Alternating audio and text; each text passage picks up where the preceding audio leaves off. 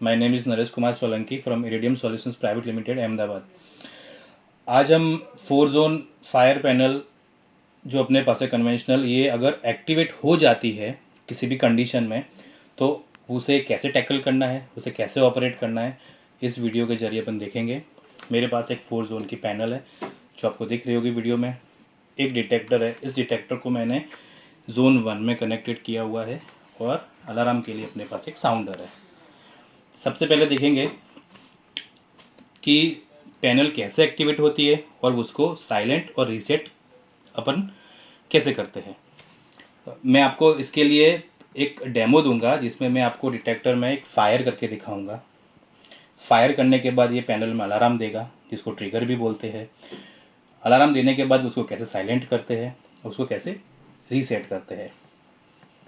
इसमें सबसे main important जो बहुत इम्पोर्टेंट चीज़ है कि अगर फायर होता है और पैनल एक्टिवेट होती है तो आपको पैनल को सबसे पहले साइलेंट नहीं करना है, पहले आपको फॉल्ट आइडेंटिफाई करना है। जैसे कि ये डिटेक्टर है, ये जोन 1 में कनेक्टेड है।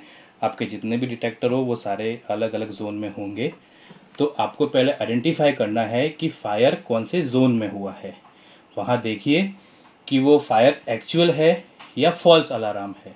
एक्चुअल का मतलब कि वहाँ पे आग लगी है या उस आग लगने से धुआं हो रहा है, तो वो रियल फायर बोलते हैं, उसको एक्चुअल फायर बोलते हैं। फॉल्स अलार्म बोलते हैं कि किसी डस्ट या किसी स्मोक के कारण डिटेक्टर के अंदर चला गया है धुआं मिट्टी, उस वजह से अलार्म दे रहा है, तो आप साइलेंट कर सकते हो।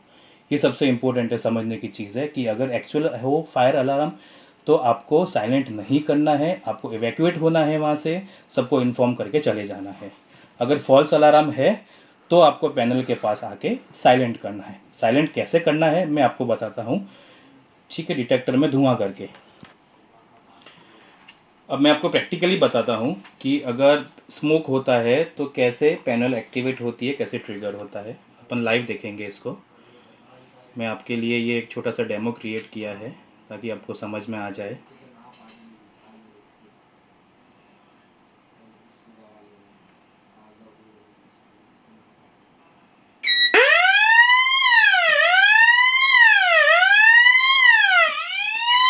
ये एक लाइव अलार्म है।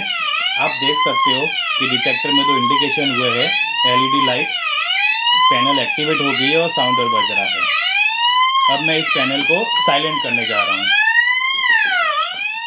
आपको अगर दिख रहा होगा यहाँ पे साइलेंट का बटन है, जिसको अपन प्रेस करके रखना है जब तक ये साइलेंट ना हो जाए।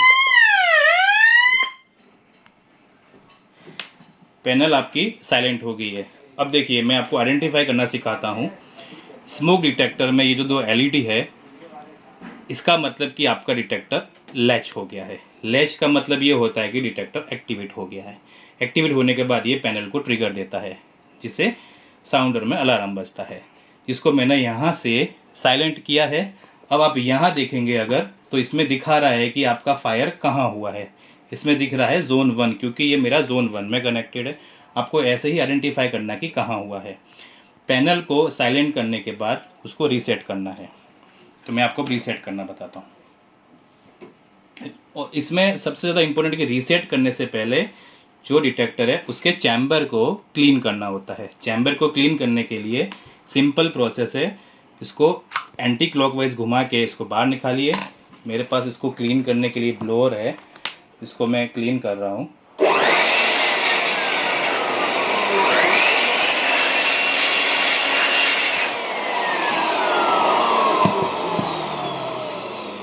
ये परफेक्टली क्लीन होने के बाद इसको वापस से फिट कर दीजिए क्लॉकवाइज घुमा के, और पैनल को रीसेट कर दीजिए। रीसेट होने के बाद सारी लाइट्स जलेगी और आपको इंडिकेशन दिखना चाहिए कि पैनल हेल्दी का नोटिफिकेशन आना चाहिए इसके ऊपर। अभी आप देख सकते हो यहाँ पे fire alarm panel system healthy, यानी आपका सिस्टम हेल्दी हो गया है और पैनल अभी एक्टिवेट नहीं है। Thank you.